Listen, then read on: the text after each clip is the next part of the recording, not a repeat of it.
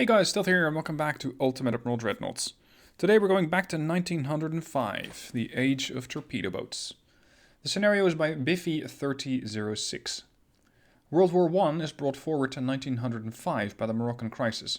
The Germans sweep through neutral Belgium, as in 1914, and they crush France. The British declare war over the violation of Belgium's neutrality, but with France out of the war, they settle into a blockade of Germany. You command the excellent German torpedo boats. Tirpitz knows that the Kriegsmarine is not outnumbered. The purpose of your mission is to even the odds.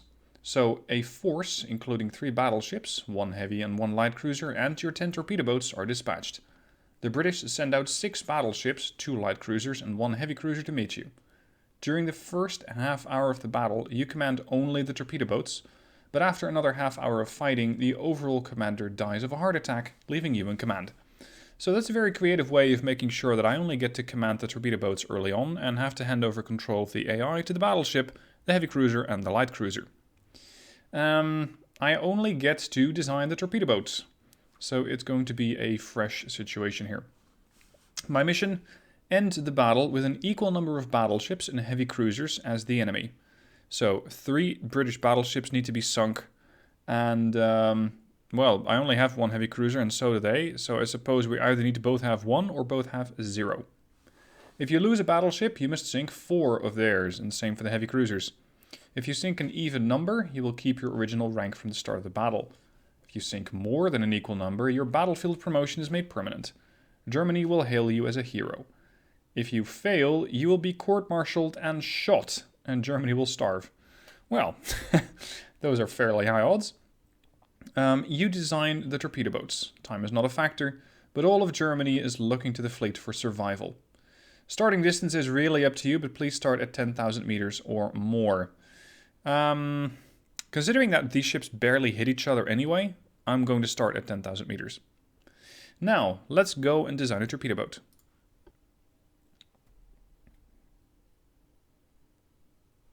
That's the battleship, that's the light cruiser, and here is the torpedo boat. The torpedo boat destroyer is a slightly larger build, 600 to 800 tons versus a mere 200 to 500. But then again, it's not necessarily bigger is better. Smaller might be more nimble and as such safer. Now, multiple steam expansion engine, coal, induced boilers. There's not that much freedom that you have when you're designing a torpedo boat. So I don't really need to spend too much time on this. Let's go for increased complement of torpedoes. And hopefully, yeah, there we go, 18-inch. Propulsion either standard or fast, which means that I'm going to have a torpedo range of actually 5 clicks. That's pretty decent. But they're only 32 knots. If I go for fast, they're 3.3 clicks, traveling at 41.5. Let's do that. And add the prerequisites first. I'm only going to go with a 2-inch gun because I don't have any chance of penning their light cruiser, heavy cruiser, let alone a battleship anyway. You know what? If I put these as single tubes, I could have a line of these. The problem is that a single torpedo launcher is going to set you back 41 tons, whereas a dual is effectively cheaper when it comes to weight, because you're paying only 50% more for 2 tubes, whereas if I would have 2 singles, it'd be 80 tons. So I guess we're going to go with this one instead. Yeah, it's too heavy. I would like these things to just charge right at the enemy at best speed. You can actually make them quite large. Engine efficiency is probably going to plummet. Yeah, there we go. We're back at 49%. That's with induced boilers.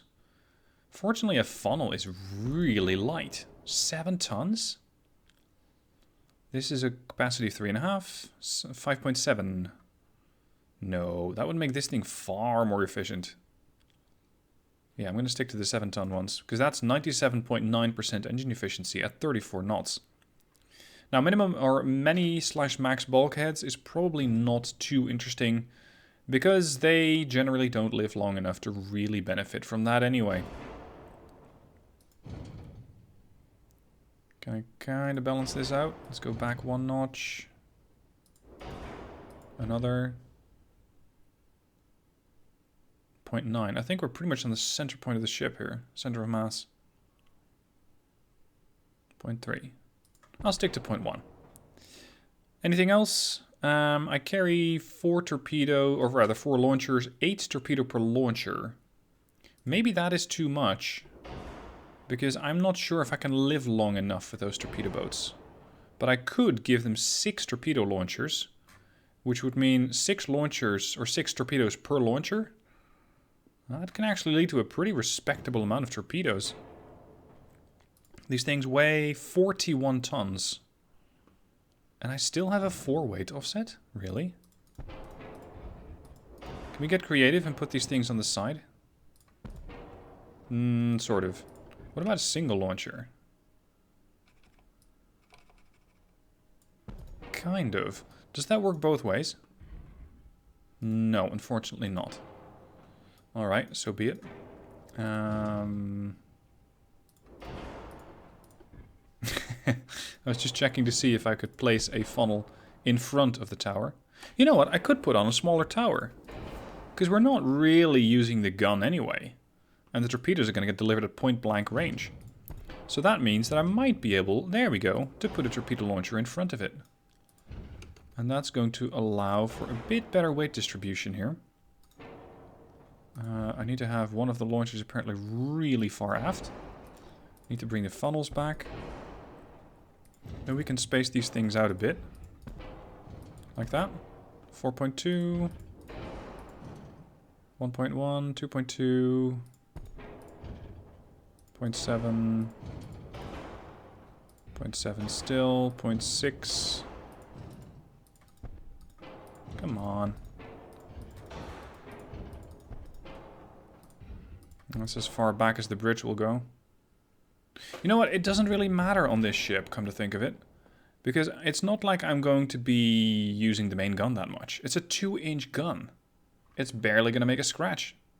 So we're going to have the S1 all the way through S10. And we're going to be in command of the German fleet. Now let's do a quick inventory of what we have. And then I'm going to pause it until we actually encounter the enemy fleet. We got Brandenburg, Lothringen and Hildebrand. Standard complement of bulkheads. Some fairly punchy 12-inch guns with Lyddite 2. Might go up. 17.5 knots.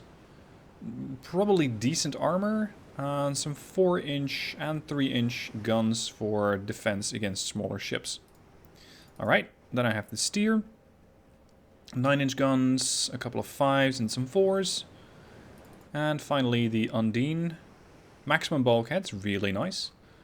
Fairly low firepower in the sense of just 2 6-inch guns. Lots of 3s though. And torpedo launchers. Now I am not allowed to control these things. So I'm going to hand them over to the AI. And let's see, that's the heavy cruiser. My torpedo boats are aligned in formations 4, 5 and 6. Meaning that I have 3, 3 and 4. Alright, as mentioned, I'm going to pause it here and look for the enemy. Contact has been made, and we're in a pretty decent position actually. We got Div 4, consisting of S4, S10 and S5, over to the bow of the enemy battleships. And that is promising. Because now I can engage in more or less a pincer attack, and probably proceed to torpedo my own torpedo boats. Because that's most likely what I will end up doing.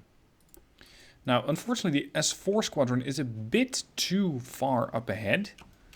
So, while I have a decent opportunity, I don't really want to exploit it yet. Because I think that I have not been detected. And they have. So, I can just have my AI-controlled battleships do a bit of damage against them. While we close the distance, especially the battleships, hopefully absorb some fire, or at least cause enough of a distraction. And then I can engage. And now they've detected the S10 and the S5. So we're going to come full turn. And we're going to do that with the other length as well, the other div. I'm going to try and have one group through here and one group through there. The battleships are starting to turn. But this is the battleship Canada. Let's see how heavily protected you are. 13-inch guns. Bow stern. Oh no. Oh, dude, this is going to be a problem. Standard complement of bulkheads. Anti-flooding has been invented. Anti-flood 1, anti-torp 2. Alright, Canada. Let's see how you behave against a torpedo attack. I have a range of 3.3, and I do want to use that range. I want to make sure that the torpedo boats don't have to get too close, especially to that murderous 5-inch secondary battery that they have. So we're going to turn. I'm going to put the S7 on that one, the S6 on the Agincourt, and then the S2 on the third. In case you don't know how to do this, you need to hold Control-Shift and then right-click a target using just one of the torpedo boats. Because now you can see a line going from S7. Here, S7 is going to be targeting the Canada. S6 has a small dotted torpedo line to the Agincourt, which means that that is its selected target. Now the torpedoes are in range, but considering the lead, I think we have to get a little closer. Which is really bad news for the S7 up in front. But it seems like the Canada is distracted. Its secondary guns are engaging the heavy cruiser, the Steer. So I might be able to exploit this window just to get some torpedoes away. There we go. S7 has dropped her payload. S6. Yeah, one of these guys is targeting the torpedo boats. Agincourt is also targeting the torpedo boats. Agamemnon is very interested in encountering the S4, as can be expected. Let's detach S4. Detach. The S4 did torpedo to some extent, but I think the stern launchers are still ready to go. S10, hard starboard turn. Because we're going to be torpedoing all these guys. Looks like the Canada is unaware of the impending torpedo threat. The Agincourt is changing course, but I don't know why. Maybe she saw something that she wasn't supposed to see. S10, starboard turn, quickly. Canada is going to get hit twice. There we go. Maybe 3. No, that one just passed. The Agincourt is very much turning away, so this probably won't hit. The S2 launched a torpedo attack against Agamemnon, and maybe that will go through. In the meanwhile, S10 is standing by with her torpedo attack, so we're going to use the S10 to go after Queen Elizabeth. S4 is dead. Torpedoes away from S10. Turn away. Canada looks to be in very, very rough state, as she's almost entirely flooded, and will probably succumb to that flooding. Now the S1 is still ready. I want the whole div here, div 6, to hold fire. And I still have another torpedo boat group here in reserve. Oh, Canada's down to 3%. It looks like these torpedoes are going to cause some serious damage to the Queen Elizabeth. And there was another spread out here, which might hit the Agamemnon. There goes the Canada. Sorry about that. Yep, that was 5 torpedoes against the Queen Elizabeth. Excellent job by the S10 over there.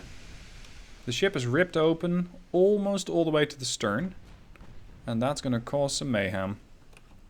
Because she does have standard complement of bulkheads, but it's probably not enough. Not if you take that much flooding. It looks like Agincourt, however, might be in the clear. There is another torpedo on the way, but it doesn't look like it's going to hit the Agincourt.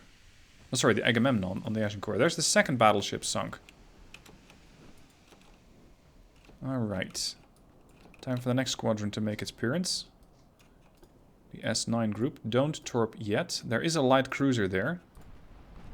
Oh, nice. The Agincourt did get hit. And she's going to get hit a few more times. Beautiful. That's 3 torpedo hits on that ship. That could be enough to at least slow her down, not necessarily sink. I have to keep my distance from the Naiad. I don't want to have an encounter with 3-inch guns. Especially that many. So I'll probably have to wait another 12 minutes to give actual commands to my battleships instead of just having the AI do that for me. And wait and see if I can get the light cruiser killed. Agamemnon is fine. Agincourt, not so much. Down to 1%. And so far, I've really only had to trade one torpedo boat. Because the only torpedo boat that got killed off was the S4. There goes Agincourt. So that's 3 of the British battleships sunk. I started out with 3. So effectively, effectively the job is done. Yeah. Your mission, end the battle with an equal number of battleships and heavy cruisers as the enemy. Well, I have done exactly that. I now have as many battleships as the enemy. And that means that effectively we're done. I also need to have as many heavy cruisers as the enemy, correct, because they have 1 and I have 1. And it looks like my battleships are just completely unfazed by the attack. I'm not even sure if they took a hit at all. No, they didn't take a hit. They didn't actually pitch any kind of damage in. The damage that was done, almost all of it, barring about 34, was done by the torpedo. So that would be a really quick victory, but I want to have more. We're going to hunt down this battleship. Agamemnon is running for its life. Yeah, right. Now we're a little while later and I have encountered the heavy cruiser. It looks like a fairly intimidating weapons platform. Lots of, what is that, 8-inch guns, I think? Yeah. 2 double 8-inch guns and 6 singles. 12 4-inch guns and 1 double 5-inch gun. So it is very deadly against my ships. Torpedo boats generally don't do very well against a heavy cruiser. Nevertheless, I want my battlefield promotion to be permanent. We're still 33 minutes in, so I have no control over the battleships. This could be problematic. Turn! Turn again! That was a professional dodge right there. We need to sink the Agamemnon. Because if I want to get that promotion, I'm going to need to sink more ships than we have. Unfortunately, that heavy cruiser is causing all sorts of mayhem to this torpedo boat division. Div 6 is having a really rough time here. Now, I have another torpedo boat div coming in, the S9 group. But right now, I really don't want to get too close to that heavy cruiser. Berwick and all of her firepower. The battleships are, well, lounging all the way back in the distance at 14.5 kilometers and have such low accuracy. They are in range. Such low accuracy that they just refuse to fire whatsoever. Lovely. Alright, the S1. Oh, I believe you weren't even the target there. S6, S2, S1. The S2 is still alive. Now, I just realized I'm not even running full speed here. Switch to loose formation and increase the flank. Torpedo boat S9 group, increased flank after setting loose formation. Because I was making myself a fairly easy target. And the S2 is capable of getting up to high speeds. It's just that she's sort of limited by what the other ships allow her to do. But I could execute a solo attack on the Agamemnon. Now that her heavy cruiser escort, the Berwick, is either not spotting my ships anymore or out of range. Out of accuracy range, shall we say. Yeah, there we go. Now the Agamemnon has spotted the torpedo boat and she's once again getting engaged. Unfortunately, it's the S6 that takes damage. Unintentionally. But I now also have control over the battleships. As the supposed commander of this group has had a heart attack. So I can go after the British with a bit more vigor. You're a light cruiser, you can follow the battleships. Just join that div altogether, increase to full speed. We're going to go in a loose formation and we're going to try and catch these guys. Torpedo boats, we're going to have to disengage for now. Because that heavy cruiser is causing a bit of a reduction to your numbers. A little while later, it is the Brandenburg Not the torpedo boats, which actually make contact with a new group of the enemy fleet. They have spotted a British light cruiser. The light cruiser is trying to put up a bit of a fight, but I don't really think that the light cruiser stand much of a chance, considering that it only has, what, 6-inch guns? 7-inch. 2 7-inch guns. And it's getting engaged by the Steer, which is chasing it down, and, on its side, the battleship group, further augmented with the light cruiser Undine. So I'm trying to get this light cruiser sunk. There we go, that's very helpful. Ammo detonation, with a 4-inch shell, no less, and it seems like that might cause the death of the light cruiser. Oh, she's really struggling. More flooding. Arethusa. Many bulkheads. I think that's the only thing that's keeping that ship together. Another flooding hit. There's another light cruiser over here.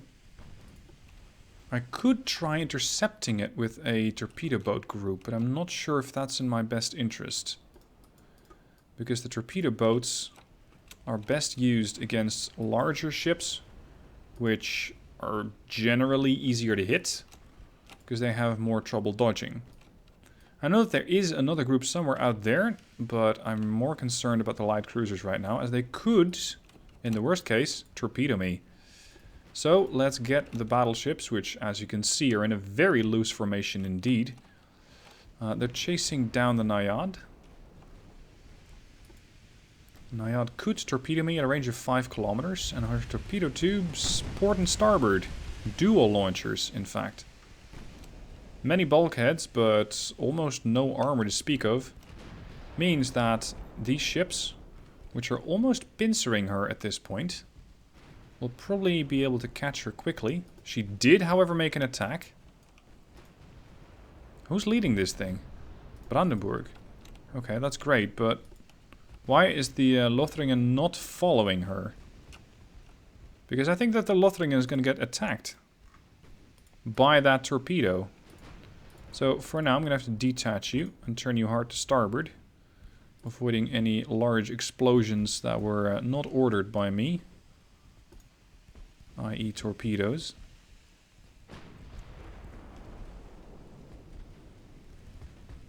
We're opening the hull a bit with the 4-inch guns, but it's really nothing serious.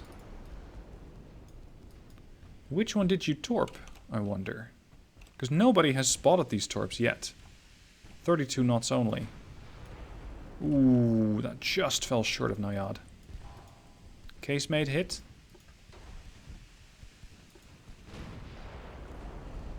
It's hard not to, because it looks like the whole light cruiser is one big casemate, considering how many holes there are in the hull. And we might as well, let's say, create some more casemates, shall we? Unfortunately, the torpedo launcher has been reloaded, and it looks like the Lothringen over here might be on the receiving end of that. Steer, still engaging. Accuracy leaves somewhat to be desired. We'll get this light cruiser sunk. Anybody else in trouble there? Maybe. Maybe. Let's detach Hildebrand. Ooh, this is going to be problematic.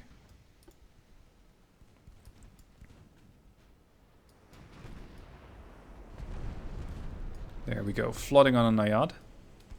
I wonder if she can get another torpedo salvo away before she's going down. Full reverse engines. Hildebrand. No, that was not the right call, as I do get a torpedo. Nevertheless, Naiad is very much being pursued, almost boarded by the Lothringen here. And this ship really doesn't have too much of a chance anymore. 80% buoyancy. I'm just concerned about her starboard torpedo launcher. Structural integrity is falling, the ship is on fire. Various sections are flooding. Should be the end of Naiad before she's able to torpedo again. Alright. Now, let's recombobulate the whole battleship group. Lothringen in the lead. Hildebrand, I'm going to tell you to go away. Brandenburg following group 7. Or rather, join group 7. And the Undine also joined Group 7. Heavy Cruiser, you know, you might as well join that group as well. Yeah, just makes it a bit easier. Join Div 6. So I now have a battle line of 2 battleships, a light cruiser and a heavy.